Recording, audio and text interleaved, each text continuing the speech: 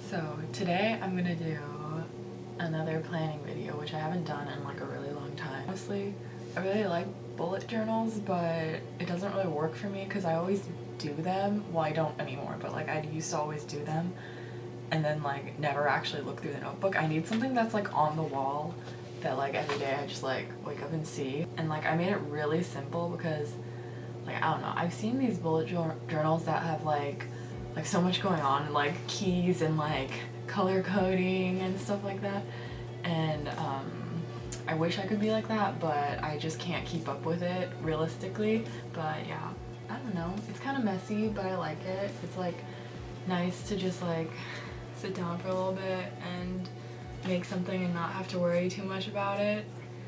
I think it's still cute though, like I think the messiness adds to the aesthetic. Awesome. Okay, so basically for this I decided to use like a bunch of scrap papers that I have, you know, those ones that are like too big to throw away or recycle, but also like too small or like weirdly shaped and you don't know what to do with it. I decided to use them for planning, and for this one specifically I had these long rectangular sheets, so I kind of like used the shape to my advantage, and I just wrote out each day of the week and then added a little border around each day and then cut each day out individually. And this time I did not feel like fixing my mistakes, so I did not do that. And then I just wrote out like the month and then the corresponding number dates for the week that I was planning for. I was just thinking about it, but for like those pieces that we did at the very beginning, it might be helpful to actually add like the numbers with the weekdays. Yeah, that might be nice. And then I also made that little rectangle piece at the bottom that says like stuff to do throughout the week, and then I was just rearranging everything, and then I realized that that piece doesn't fit in very well. It's so obvious that it does not fit. I should have just made another piece the same as the rest, but why did I do that? Anyways, so I did that, and then I realized my mistake, and so I decided to just make another one and not use that long rectangle that was stressing me out. As you can see, I was like really trying to get it to fit in there. It's like there's no way that it's gonna fit. So yeah, I just made another one for the stuff to do throughout the week, and I just made it the same size as the rest of them. Easy.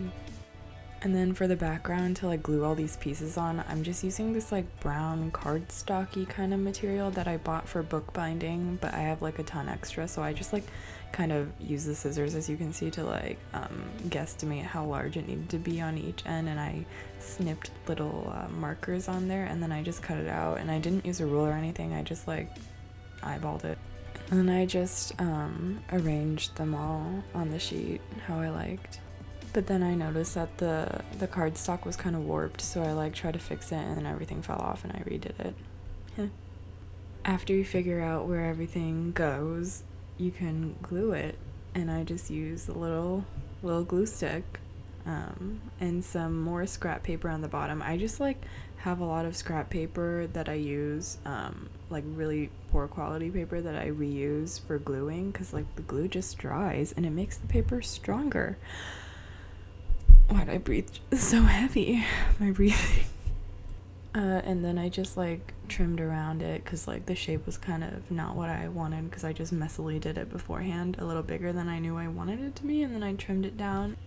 And then I just drew like a bunch of random stuff: strawberries, stars, a cloud, smiley face, cherries, and then I used my Crayola Twistables to color it in because I felt like the crayon look matched what we have going on here visually. I feel like everything ties together nicely.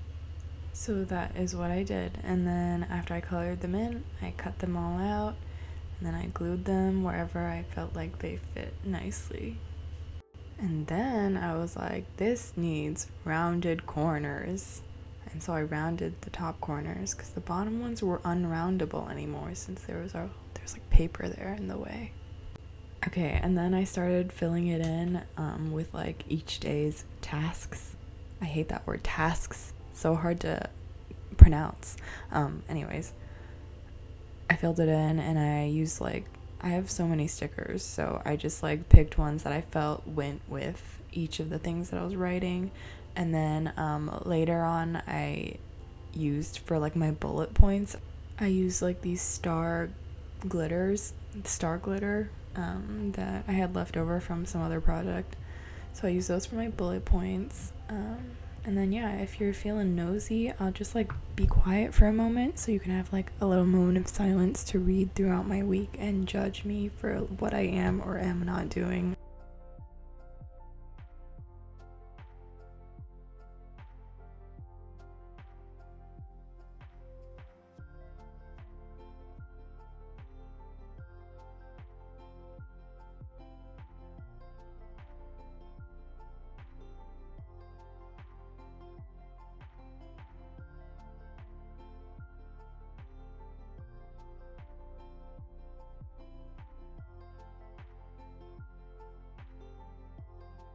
And then here's that little section at the end for like things that don't have a specific day that they need to be done.